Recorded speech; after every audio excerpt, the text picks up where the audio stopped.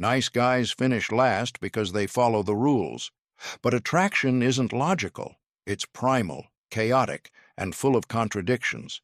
Stick around as we uncover why the unknown and the dangerous ignite a fire that stability simply can't. Let's get to the root of it. The instinctual code of attraction is not a modern invention, and it doesn't answer to your sense of fairness. Schopenhauer wrote that women are guided by something older, more primitive, more brutal than reason. The code that drives attraction isn't written in the language of compatibility or conscious choice. It's written in the language of survival. Who can protect? Who can command? Who can make an impact and hold it? You might want to believe that kindness, stability, and predictability are the keys to being wanted, but the reality is that attraction rarely works through logic. Instinct doesn't care about your good intentions or your carefully planned future. Here's the uncomfortable part. You can do everything right on paper and still get overlooked. Instinct doesn't measure worth by your ability to provide comfort or your willingness to compromise. It measures by something raw, something that can't be negotiated or reasoned with. Schopenhauer saw this for what it was, a biological compass that points toward survival, not serenity. It's not just about who you can trust, it's about who can command a room, who stands out, who refuses to be tamed. Stability and niceness don't set off the alarm bells of attraction because they don't trigger that ancient response. The truth is, instinct wants to be challenged, not reassured. Let's look at what science tells us. Studies in female sexual selection show a subconscious pull toward power, status, and emotional dominance, not mere stability. Evolutionary psychology explains that for thousands of years, women's instincts have been shaped by the need to choose partners who could offer protection, resources, and the ability to thrive in a harsh world. This doesn't mean women are seeking danger for its own sake, but it does mean that an edge of unpredictability, an unwillingness to be entirely controlled, signals strength. The man who is bold, who isn't afraid to challenge, who brings an element of risk, often stands out more than the one who simply offers comfort. Kindness and stability matter, but on their own, they don't ignite that deep, unexplainable spark. You might know someone who checks every box: thoughtful, stable, dependable. They're the person everyone says you should want. Yet, for reasons that defy explanation, they don't ignite that emotional fire. Meanwhile, someone who is unpredictable, confident, or even intimidating draws people in almost effortlessly. That pull isn't rational, but you can't deny it's there.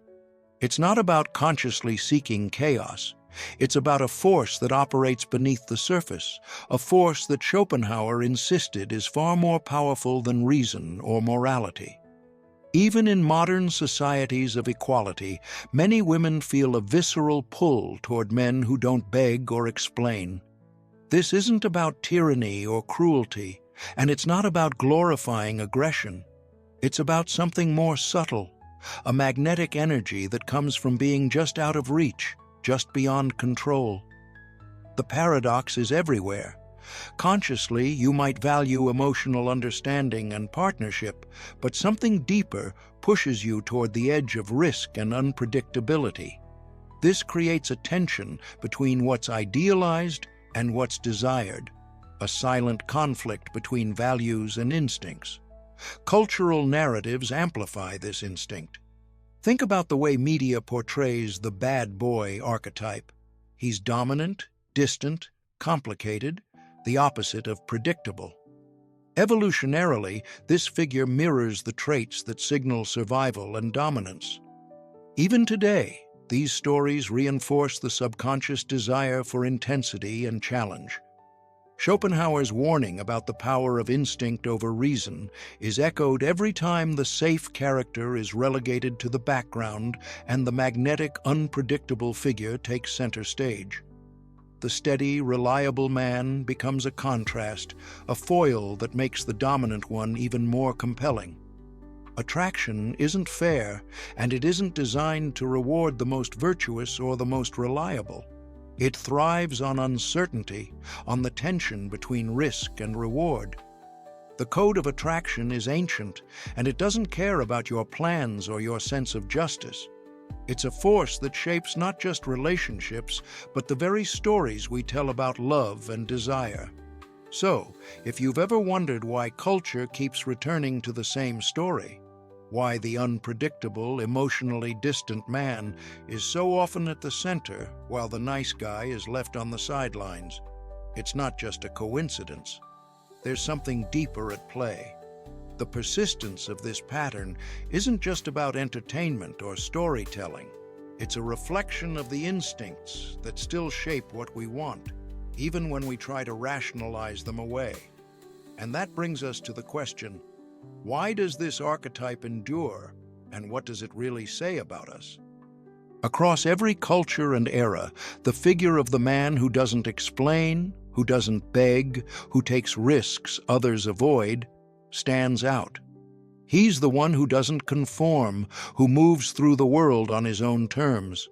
The bad boy archetype, think Heathcliff in Wuthering Heights or James Dean's restless rebel, captures something that polite society keeps trying to suppress: the magnetic pull of unpredictability.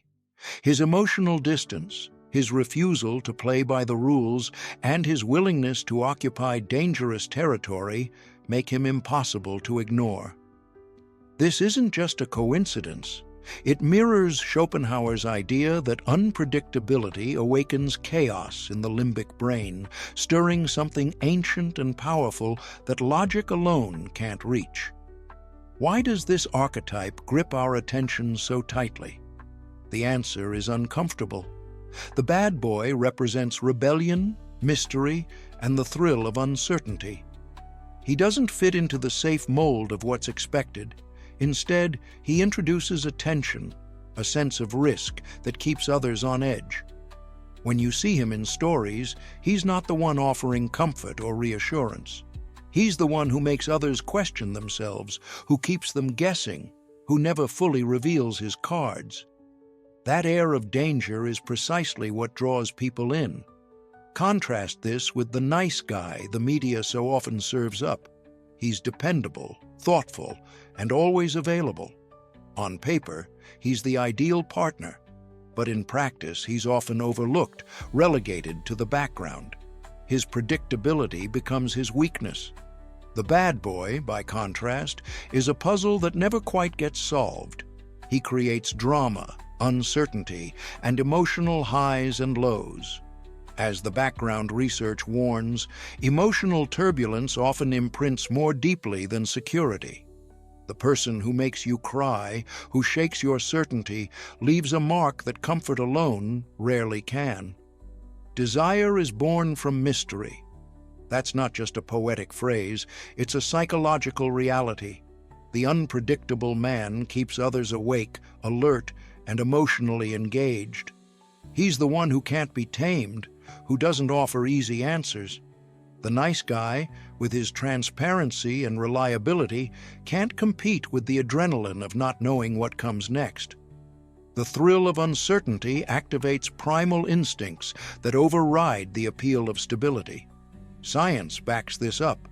Studies in female sexual selection reveal a subconscious attraction to power, dominance, and emotional challenge. Independence and self-assurance are signals of strength. They hint at the ability to survive and thrive, even in adversity. The bad boy doesn't need to prove himself. His detachment is proof enough. The nice guy's eagerness, his willingness to please, can feel like weakness in comparison. Intensity, not stability, is often the unspoken preference. The man who doesn't ask for permission, who doesn't explain himself, who simply takes the place others fear to occupy, he commands attention because he refuses to be ordinary. Media narratives amplify this pattern. By glorifying the bad boy, stories reinforce the instinct to seek out challenge and intensity. Characters like James Bond or Tony Stark aren't just popular because they're competent or charming. They're desired because they remain just out of reach, always holding something back. This sense of challenge, the constant push and pull, is what keeps others hooked. The stable, predictable man, no matter how good his intentions, rarely sparks the same fascination. He's too easy to figure out, too quick to offer reassurance, too available to inspire longing. The appeal of the bad boy isn't just about excitement. It's about the way he makes others feel, uncertain, alive, and desperate to win his approval. The emotional highs and lows, the constant tension, create a feedback loop that's hard to break. Even when people know, rationally, that stability is better in the long run, the craving for intensity overrides reason. As Schopenhauer and modern research both suggest, these instincts run deeper than conscious thought. In stories and in life, intensity trumps predictability because our biology still craves the edge of risk. But when that craving for intensity goes unchecked, it can cross into something far more complicated, where emotional highs are tied not just to desire, but to pain. There's a side to emotional intensity that most people never talk about, the shadow it casts over our understanding of love and attraction. This is where trauma bonding enters the picture. When affection and rejection alternate, dopamine creates an emotional addiction cycle. The brain starts to link pain with love, and what should be a warning sign becomes a source of longing. It's not a conscious choice. It's an emotional trap, a silent cycle where what feels familiar is mistaken for what feels right. Ask yourself, why does stability so often get dismissed as boring? Stability offers what people claim to want: safety, comfort, reliability. But for those who grew up surrounded by emotional chaos, comfort feels foreign. Chaos, on the other hand, feels like home. A woman who grew up with an emotionally absent parent may feel at home in a partner who vanishes unpredictably. Her nervous system mistakes that for passion.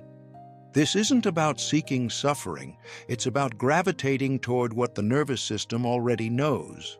That's why, as the research shows, this pattern isn't a conscious choice to suffer, but a subconscious recognition of a dynamic that feels familiar and, therefore, safe, even if it is ultimately harmful. Think about it. If your blueprint for love was written in an environment of unpredictability, your mind will keep searching for that same pattern. The push and pull of emotional highs and lows wires your brain to interpret tension as passion, struggle as love. The more inconsistent the affection, the more addictive it becomes. You wait for the next high, the next moment of validation, even though you know it's always followed by disappointment. This is not just a psychological pattern, it's a chemical one. The brain's reward system is hijacked. Periods of affection become the reward after periods of rejection, and the cycle of emotional turbulence releases dopamine, the same neurotransmitter linked to pleasure and addiction. That's why people stay, even when the pain outweighs the joy. The emotionally distant partner becomes addictive because of the careful balance he maintains between presence and detachment. He's there just enough to keep you hoping, but never fully available. He talks, but never surrenders. He touches, but never merges. The research describes it clearly. The man who emotionally dominates is not always the most physically attractive, smartest, or most successful, but he has learned to maintain the exact distance to not be fully reached. This distance is what makes him irresistible. He remains an unsolved puzzle, and that unsolved puzzle becomes an obsession. Now, compare this to the man who is stable and kind. He's present, reliable, and genuinely interested. For someone caught in the trauma bond cycle, this can feel suffocating, not comforting. Subconsciously, it registers as monotony, not passion. In the mind of many women, love is a struggle, a tension, a conquest, not calm or rest. The emotional turbulence of an unpredictable partner mimics the environment of their past, and calmness doesn't create the same charge. It's a cruel paradox. What can lead to real happiness is overlooked because it doesn't feel like love. This cycle isn't just painful for those trapped in it, it's confusing for anyone on the outside trying to break through. Men who offer genuine affection, stability, and care often find themselves invisible. They try to outdo the shadow, to compete with chaos, not realizing that men lose their time chasing women trapped in cycles they can't break from the outside. They try to compete with the shadow without understanding that the shadow is not defeated with flowers. No amount of kindness can rewrite emotional programming that was set long before you arrived. The consequences are real and lasting.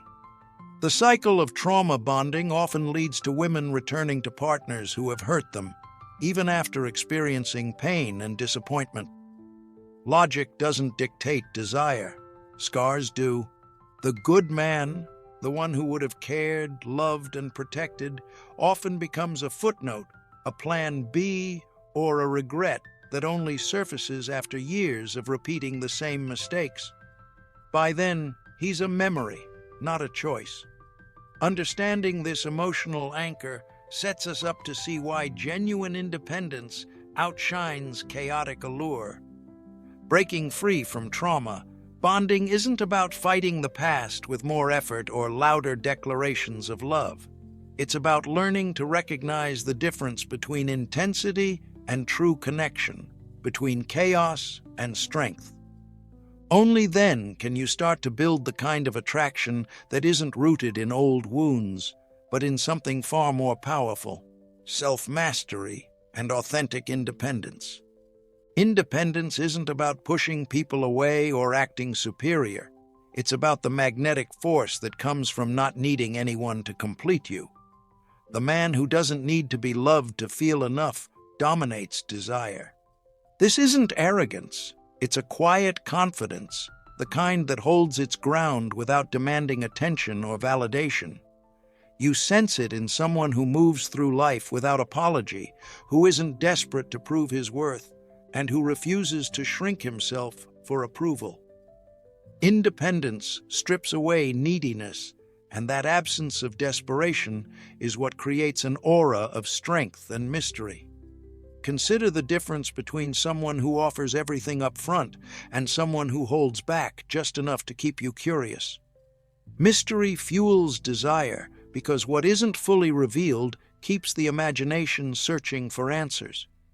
If someone gives you all of themselves right away, always eager to please and make you comfortable, there's no challenge, no tension to engage your instincts. That's why, as the research points out, the man who doesn't give everything at once becomes fascinating because he has control and knows his worth without needing external validation. This isn't about being cold or withholding affection. It's about balance. Independence means knowing where you stand and not stretching yourself thin to fill a void with someone else's approval. Picture two artists in a gallery. One stands quietly behind his work, letting others approach and interpret on their own terms. The other hovers, constantly explaining, seeking praise, and pulling people over with, "Look at this! Isn't it great? Don't you like it?" The first artist inspires respect, the second, discomfort. Independence isn't silence or standoffishness. It's the ability to let others come to you because your sense of worth is already intact. That's why independence is so attractive. It signals self-sufficiency, and whether you realize it or not, self-sufficiency commands both respect and curiosity. Autonomy research shows observers attribute greater competence and curiosity to those who act without seeking approval. People who don't bend to pressure, who act without waiting for permission, send a clear message. They're centered in themselves. As the research highlights, the man who dominates his life also dominates the desire of others because he does not need to be loved to feel enough, making him irresistible. This isn't a call to emotional detachment. It's about emotional mastery, the ability to move through the world without letting others dictate your value. Attraction often feels like a pursuit, a challenge, something just out of reach. That's the pull of independence. It creates space for others to lean in and try to get closer. Too many people confuse devotion with magnetism, thinking that giving everything away is what keeps someone interested. But when you give without restraint, you leave nothing for others to discover. Independence, instead, creates an edge, a direction. It doesn't need to apologize, hover, or explain itself to hold someone's attention. The man who doesn't beg, doesn't sell himself, doesn't betray himself, becomes the one who is truly desired. Neediness repels. The man who constantly seeks approval, who fears losing, who tiptoes and overpleases, ends up draining the relationship. He gives away his power and becomes forgettable. The magnetic man is the one who isn't afraid to lose because he already knows his own value. As the research makes clear, the man who conquers is not the one who offers security, but the one who provokes insecurity, not out of malice, but because he is not afraid to lose. The paradox is that those who are confident enough to let go are the ones others cling to the most. This self-possessed stance is the core of the beast archetype, ordered chaos, not cruelty. It's not about dominating others, but about mastering yourself, controlling your emotions, your actions, your direction. The beast doesn't move with aggression or force. He moves with intention and self-control, balancing strength with composure. The coldness isn't a lack of feeling, but a measured, contained presence that makes his strength unmistakable. In a world that urges men to apologize, over-explain, and seek constant reassurance, the independent man stands out. He doesn't lose himself in the pursuit of acceptance. He defines himself and moves forward, unafraid of being misunderstood or even unloved. This fearlessness, this refusal to compromise his core, creates a magnetic pull that can't be faked or manufactured. Independence isn't about how much you can give or how much you can do for someone else. It's about how much you respect yourself, how firmly you own your strengths and control your weaknesses, and how little the opinions of others shake your sense of worth. The real power of the beast is not in physical dominance or emotional coldness, but in that quiet, unbreakable center that few achieve and everyone notices. The question isn't just what kind of man you want to be. It's how you channel that power without losing your humanity. Because the next step isn't about becoming untouchable. It's about learning how to harness that strength and remain fully, authentically yourself. Stepping onto the path of becoming the beast is not about losing your softness or pretending to be someone you're not. It's about self-mastery, directing your own intensity, not letting it control you, and never letting it spill out as cruelty. This isn't about domination over others, but about discipline over yourself. Becoming the beast means facing your own shadow and learning to use it as fuel, not fear.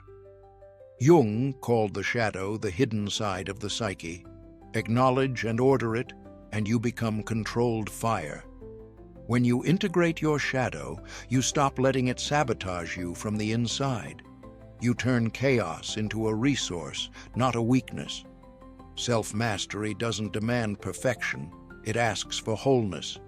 Every man carries impulses, doubts, and desires that he'd rather keep in the dark. You don't need to let those run wild, but you also can't ignore them. The more you repress your shadow, the more it works against you. The beast is not chaos unleashed, it's ordered chaos, a contained fire.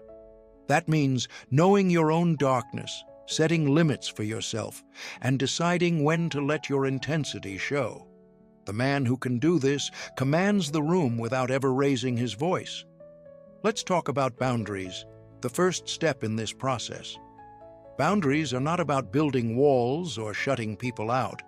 They are about self-respect. As the video states, the man who doesn't beg, doesn't sell himself, and doesn't betray himself commands respect without asking for it. You show others how to treat you by the standards you set. If you say yes to everything, hoping to be liked, you lose value in your own eyes and in theirs. But if you calmly say no when something crosses your line, you project strength, not because you're being confrontational, but because you know your worth. The journey does not end with boundaries. The next step is to kill the good boy who seeks approval. You have to stop apologizing for your strength, your ambition, your presence. If you move through life waiting to be chosen or seen, you're always at someone else's mercy. The video is blunt. Kill the good boy who seeks approval. Bury the man who waits to be seen. You don't need to be cruel or unkind, but you do need to stop shrinking yourself for the comfort of others. This is the only way to become magnetic, by standing firm in who you are, no matter who is watching. Third, cultivate self-discipline. Don't just read about self-mastery, practice it. Start by confronting one hidden fear every week. This could mean having a difficult conversation you've avoided, setting a limit you've always ignored, or admitting a truth you've tried to hide. Each time you do this, you reclaim a piece of yourself that you've given away. It's not about grand gestures, it's about consistent, small acts of courage. Over time, this discipline becomes part of you. People notice. They sense the difference between someone who is merely performing confidence and someone who has earned it. Balance is the heart of the beast archetype. You don't have to choose between being gentle and being strong. You learn to use both, depending on what the moment requires. The complete man is the one who can be kind without being a pushover, who can be fierce without being cruel. He is the storm that knows exactly when to unleash itself. That's why this kind of presence is so rare and so compelling. Others are drawn to you not because you offer constant reassurance, but because you offer direction. You don't ask, "Does it bother you?" You simply act. Women are drawn to the beast not because he is dangerous, but because he is whole. He embodies both chaos and control. He doesn't need to be loved to feel enough. He doesn't beg or betray himself. This independence, this refusal to seek external validation, is what makes him so magnetic. He challenges others to confront their own limits and desires, not by force, but by example. When you stop living for approval and start living with intention, you become the dark mirror that others can't ignore. You don't have to imitate anyone else. You don't have to play a role or chase someone else's definition of strength. The path to self-mastery is about knowing yourself, setting your own standards, and letting your presence speak for itself. When you do this, attraction stops being a game of imitation and becomes a reflection of your own power.